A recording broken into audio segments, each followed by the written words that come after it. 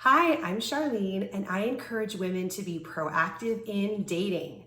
In today's video, I'm going to talk about some Christian beliefs that kept me stuck and single. And maybe some of you can relate, where you are a Christian, but you've been stuck in singleness maybe for years. And so in today's video, I'm going to encourage you to not just wait, but to date. So a little bit about me. I was raised in a Christian family and have always been what I would consider to be a strong Christian. And I always wanted to get married and have a family. But I believed this belief in the verse that says to wait on the Lord and he will give you the desires of your heart. And unfortunately, I took that really literally, that all I had to do was wait on the Lord and he would bring someone supernaturally into my life. And so I was reading books and videos and praying and declaring scripture and sometimes even fasting and just trusting completely that God was just going to bring this person to me as I focused first on him and his kingdom, and then everything else would be added to me. Another verse that I believed. And so unfortunately, there were years that went by where nothing was happening in my dating life. And so I would go to work and I wasn't really meeting anyone at work because I've been a teacher. And so I've been around mainly females and kids. And when I got with friends, I wasn't really getting approached by any men when I was out and about or with my friends. And when I was going to church, I wasn't really meeting any single men at church, especially after college age. And so the years just kind of went by. But then finally, I started questioning this belief. Is waiting and not taking action really getting me the results that I want?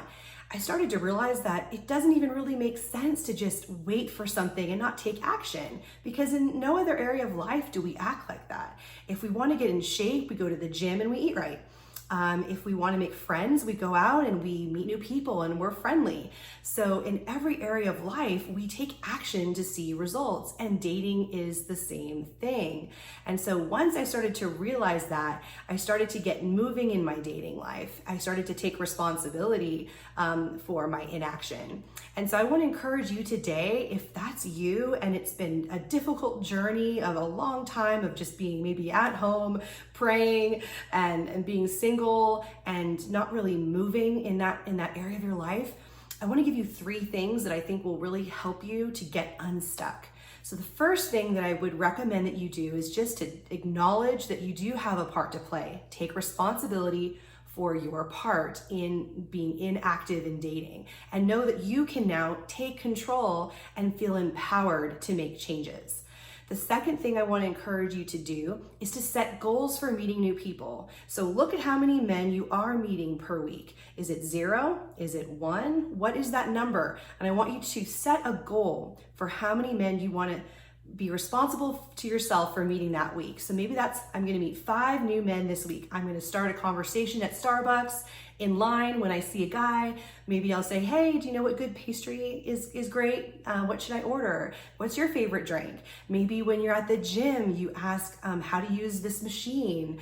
Maybe when you're at the grocery store, you smile and say, hey, how's your day going? Or what's that yogurt that you got? Is that good? Or, something like that. Just put yourself out there. So try to set a goal, and maybe 5 men a week is too much for you right now.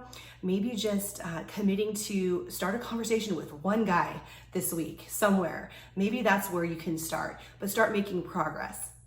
And then the third thing I want to recommend is if you have any unforgiveness towards yourself or God for the situation that you're in of still being single at whatever age you are, I want you to first forgive yourself and realize that you did the best you could with the knowledge that you had, and just forgive yourself for whatever patterns of thinking or places that you maybe weren't going or whatever you maybe weren't doing that you feel like, oh, that contributed to me being single and I didn't realize it then, but now I regret that.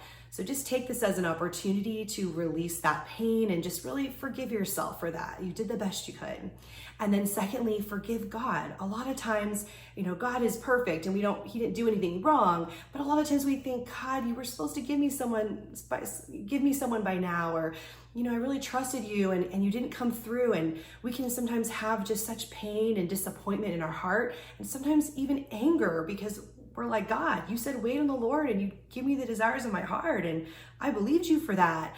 And we can really have some resentment or just anger about that. And so if that's you, I get it. I've been there. It's understandable. But I want to encourage you to release that pain because it will help you to move forward.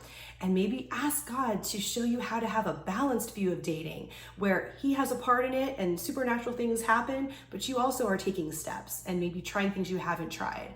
And finally, just release it to God and just say, God, I'm going to do my part, but I'm going to release the stress that I feel about this. I'm going to release any worry that I have about this and really just have that conversation with God. So I hope those 3 things really help you.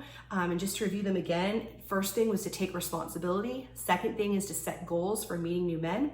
And the third thing is to forgive yourself and forgive God.